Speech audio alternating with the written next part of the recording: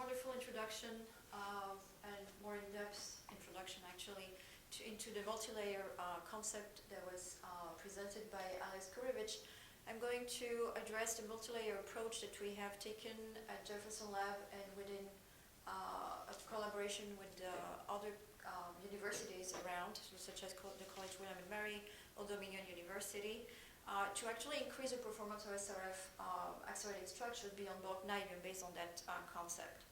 So this is the outline of my talk. I'm going to just skip the SIS concept because you know everything about it right now, and just go into the choice of material, our experimental setup, standalone films, you know, the production of standalone films, and then SRF multi-layers on niobium structures and some concluding remarks. So I'm just skipping this. To study this approach, we have chosen to work with a superconductor that is a niobium titanium nitride. That is a ternary nitride. It's a transition temperature of 17.3 Kelvin. Lattice parameter is about 4.34. It's very similar to niobium nitride. The advantage is that with the presence of titanium, seems to stabilize the compound and actually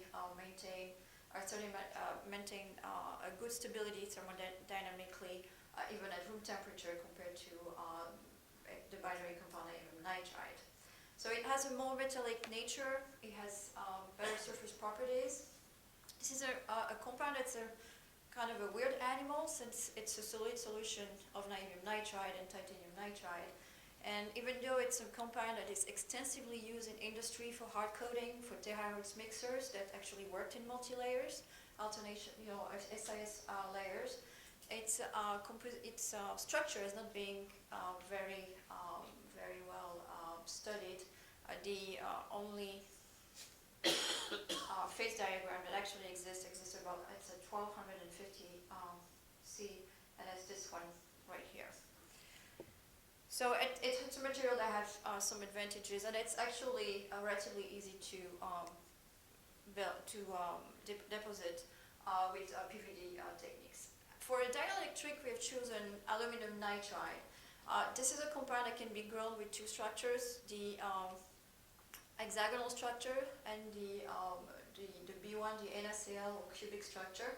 It is found in the literature as actually enhancing the properties of niobium nitride and niobium titanium nitride, especially in terms of TC. It's extensively used in terahertz mixers as well, and its thermal conductivity is actually quite comparable to the one of copper, at least at room temperature. So this is the experimental setup that we are using at JLab. You can see here the inside of the chamber. We have 3 magnetrons and an iron source that can be powered with in DC magnetron sputtering in the reactive mode for, of course, the nitride deposition. But we also have a HiPIMS power supply that allows to produce pulses up to 2,000 volts and 3,000 amps. We have chosen to work for the study of the standalone films with substrates, ideal substrates such as MgO, but also real and rough surfaces such as aluminum nitride ceramics. And then for the multi-layer, we've used bulk niobium as well as niobium on copper films. So we found that we get the best results at 600 C by reactive sputtering. We've tried different targets with different niobium and titanium weight ratio. We found that the 80% niobium, titanium, and 20% titanium weight in weight percent worked the best to actually get good crystalline and reasonable TC in the delta phase. And you can see that both on MgO, on sapphire, and on single crystal aluminum nitride films, we actually get good crystalline structure as shown by these Bragg-Brentano XRD graphs. Now, as we've seen in the talk, the previous talk, is that we're not talking about layers of microns. We're talking about layers in the range of the nanometers, 100 of nanometers. So, what does the layers look like when you deposit them at such a small thickness? You have here 3 films. The one starting from the left, it's 50 nanometers thick, 100 nanometers thick, and then a bulk-like film that is about 2 micron thick. And the surface roughness of these films is actually very similar for the thin ones to the underlying MgO substrate, which is in the about a couple of angstroms. And the lattice parameter is actually quite reasonable. Of course, as you grow the film, it comes closer to the bulk value of 4.34 angstroms. All these films grow on MgO are actually single crystals. They're, as shown by XRD and electron backscatter diffraction, and they can be very smooth, according, of course, to the substrate that we will see in a bit. So what does the TC look like for very thin films? So we have deposited films at various thicknesses from 10 nanometers all the way to 2 microns. And we can see that we actually achieve, for films that are thicker than 50 nanometers, critical temperatures are at above 16.5 Kelvin, with the TC for a bulk film at 17.25 Kelvin, knowing that the bulk value is 17.3 Kelvin. Now, we want to deposit these layers on top of a niobium cavity, whether it's a niobium or copper cavity or it's a bulk niobium. So we want to make sure that we're actually improving the situation and not making it worse by introducing potential for multipacting.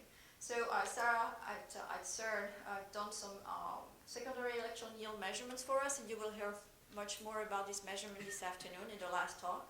So please stay awake for those especially that are coming from overseas.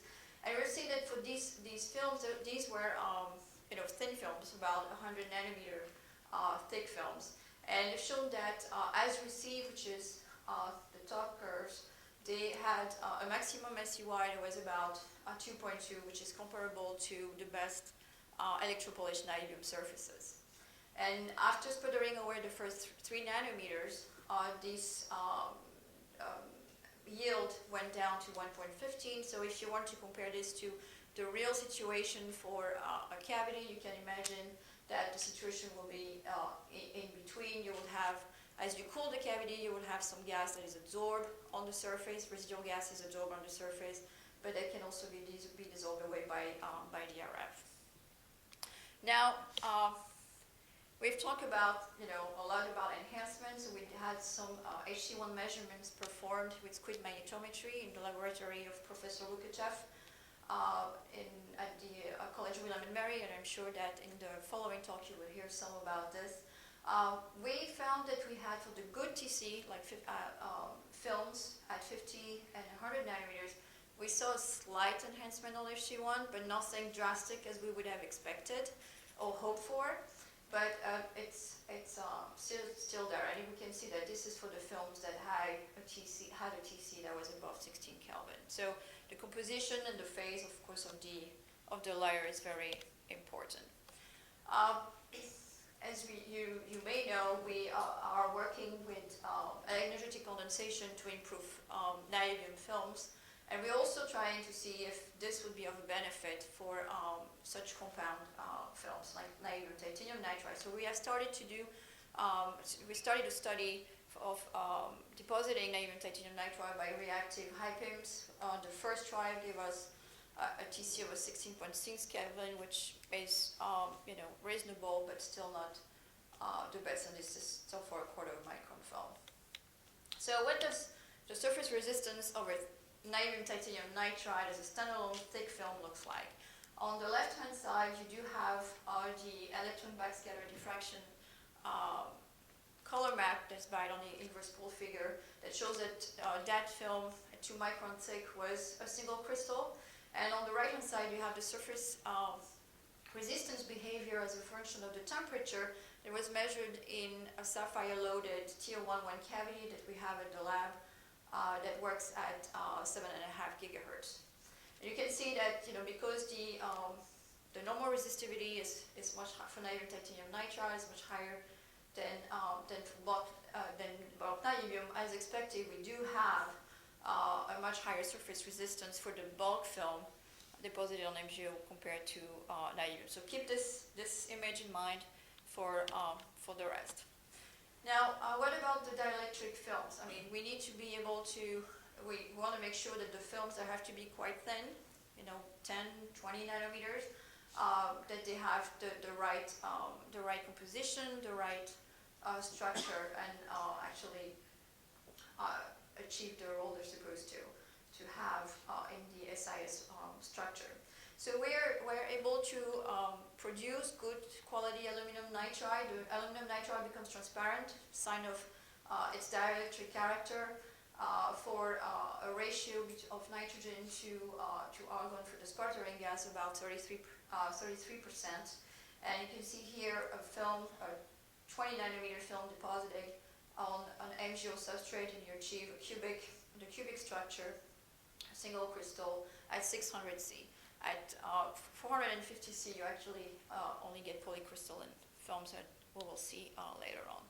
The dielectric behavior is actually very similar to the properties that have been measured in literature, with a dielectric index that's between 1.98 to 1.15, and is recognized as a good polycrystalline aluminum nitride. And these are for the films at 450 C. So now, switching to where we have good quality standalone films, niobium titanium nitride, aluminum nitride. Now we need to deposit them one on top of each other, which is another challenge in thin film technology. So here we have deposited on an ideal substrate, so it's at MgO 100, and on a more realistic substrate, such as aluminum nitride ceramic, a bilayer of niobium titanium nitride and aluminum nitride, and you have here the AFM map that shows that here you have, the RMS of the films is very similar to the one of the underlying substrate. So it's very good for the MgO, not so good for the aluminum nitride ceramic. However, when you look at the TC for these niobium titanium nitride films deposited on an interlayer of aluminum nitride, you can see that at 600 C, they do actually have a TC.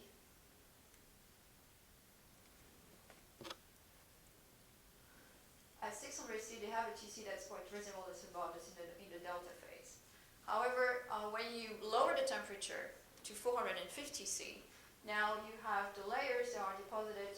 So the square, the full square are aluminum nitride ceramic substrate. The round with the cross are the MgO substrate. You can see here that and at 450 C there in blue, that the layers deposited on the realistic substrate, rough substrate, actually have a higher TC than the ones deposited on the ideal substrate. So aluminum nitride deposited in the right conditions can actually enhance the TC of the material that's grown on top. So this is what one of these layer looks like, and this one was deposited at 600 C. You have here the cross-section micrograph of a niobium titanium nitride layer on top of an aluminum nitride layer on top of niobium. So beside the fact that the aluminum nitride is a little too thin, you can see here that we have actually some miscibility of the aluminum into the niobium and the niobium titanium nitride, which is something that has also been studied in literature, and you can find that this is something that does occur at this temperature. And if you look at the blow up of the enhancement of the TEM image, the aluminum nitride is actually an amorphous layer in this case. So 600 C is too high, and due to the miscibility of this aluminum into the substrate and the overlayer, we actually have a TC that's inhibited for niobium titanium nitride and only 14 Kelvin. Now, if you lower the temperature for these bilayers at 450 C, now you actually get sharper interfaces. You don't have miscibility of aluminum into the substrate and the overlayer. And the top layer that is at here about 100 nanometer only is at 16.9 Kelvin in terms of TC, and we have polycrystalline niobium titanium nitride film and a polycrystalline aluminum nitride. So here we have a good bilayer on top of a real bulk niobium surface. So what does the surface resistance look like for these bilayers. Here we do have the behavior of the surface resistance for bulk niobium as a reference, the black curve. The surface resistance of an ECR-coated niobium on copper film that was coated in a separate system, then oxidized, measured. That's the blue curve. So as we see, we have a surface resistance that's worse for the film compared to the niobium. And then we took this ECR niobium film, we encoded it in the UHV system with a bilayer of niobium titanium nitride and aluminum nitride. So remember, this is a film that has been coated in one system, oxidized, measured, cleaned mechanically and chemically in the ultrasound, and then baked in another system. Not exactly the ideal situation for a niobium film. And so the bake out was done at 450 C as well as the temperature. And you can see here the red curve is the surface resistance measurement. And although it's slightly below 4 Kelvin, it's slightly worse than for even the coated film, niobium film. You can see that above 4 Kelvin, you actually have a lower surface resistance compared to not only the niobium film, but also bulk niobium. So we see that there's some enhancement. And we have a similar effect when we do that on bulk niobium. This is another layer that was coated on bulk niobium, niobium titanium nitride, aluminum nitride. Show here the EDS associated maps that show you the distribution of the different elements. And this is the Q versus T for done in the same cavity. Where here you have always in black the bulk niobium, the film that I just mentioned, and here the bulk, the bilayer deposited on the bulk niobium. So we can see here also that we have some enhancement. Unfortunately, something happened during the measurements and we were not able to get the full surface resistance, but here we have an indication that we would have a lower surface resistance in this case as well. So as a summary, for standalone films, we're able to deposit good quality films, the delta phase with a TC that's to about 16 Kelvin or and going very close to the bulk value even for very thin films, as well as good quality aluminum nitride with good dielectric properties. We have started with the first deposition of niobium titanium nitride. The hope here is to actually enhance the structure and have a denser film, and if possible to enhance the superconducting properties of these films. So we've seen just a slight enhancement of the standalone film with curing magnetometry, and we're hoping to be able to actually improve on this. Now, in terms of the multilayer deposited on a real surface, seeing that even though we're depositing the films on top of a real substrate, a real niobium surface, we're actually able to maintain the quality of the layers at a reasonable temperature, 450 degrees Celsius. And that actually, even if the dielectric that's grown underneath the superconducting layer is grown in such as it would be an adequate template. Actually, the roughness of the substrate is not necessarily detrimental to the TC of the film.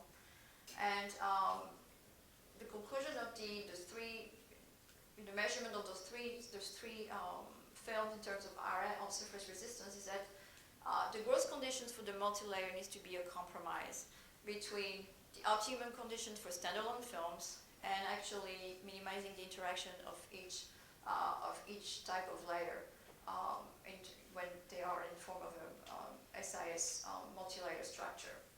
And our characterization of these bilayers deposited on real surfaces show a promise of actually delaying the flux penetration. This is one example, and you've heard earlier about other experiments.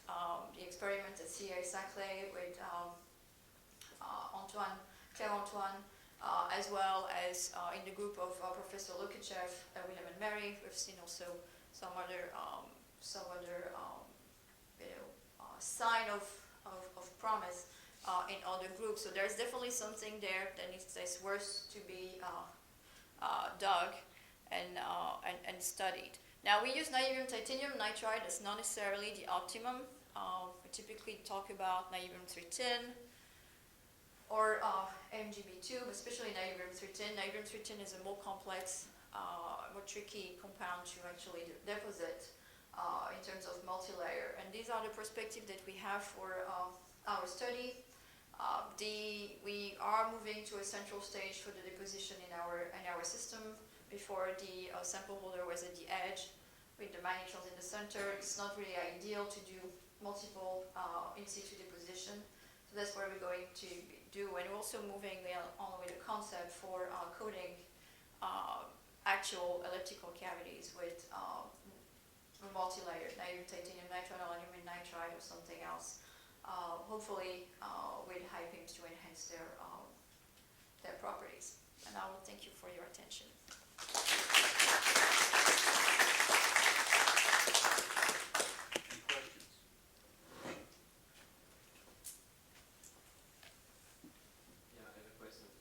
HC1 measurements are not trivial, so how does this modest enhancement you're talking about compare with the certainty of the measurement? And the second question, a couple of pieces you've shown is the pressure and the surface resistance of 4 Kelvin. Do we have data as a function of the field? All right. Okay. So first the HC1 measurements. The HC1 measurements, actually done by screen magnetometry are typically a worst case scenario. But we have done, especially in the group of Professor Lukachev, and I'm sure she's going to show you some of that right after. For niobium nitride films, we've seen a stronger enhancement compared to niobium titanium nitride. So the slight enhancement that we saw has nothing to do with the measurement, but it really to do with the film itself. The problem, we had done a thickness series. The problem is that because of the configuration of the system, the current configuration of the system, we had some inhomogeneity in the stoichiometry of the films. So we could not explore the whole series of thickness and see, there was another thickness where we had, a better result, an optimum. That's why we're moving to a central stage. And the second question about the surface, can you just remind me? I'm just getting blank. The surface resistance? I mean, is the slope with respect to the Yes, right. No, the measurements have been done at low magnetic field. I'm sorry. They've been done at low magnetic field. The T011 cavity, it's also a setup that's in development that has its own limitations and needs to be more developed further. And they're working right now into increasing the field that we can achieve. Unfortunately, this is low field. But if anybody has a way to go up to high field, I would be happy to make some films to be tested. So what about grain boundaries in the titanium nitride? Because you're growing it on a polycrystalline dielectric template, so you can actually replicate the grain boundary structure of the template into the fill, and one possibility. And also, if you have grain boundaries, when you measure HC1, you're actually measuring HC1 on grain boundaries of those vortices, so you'll see no thickness difference. So the question is, any knowledge of the grain boundary structure in the field? Well, they are relatively dense. They do not match the aluminum nitride film, as we can see by actually the structure of the aluminum nitride film, of the grains is much finer than for the niobium titanium nitride. Now, it could be that some of the grain boundaries do correspond. We'll have to see, but no, we didn't go into that. This is something that still need to be. There's still a lot of work to be done. I mean, we're nowhere close to have a full proof of concept. We just have a hint that we should dig further.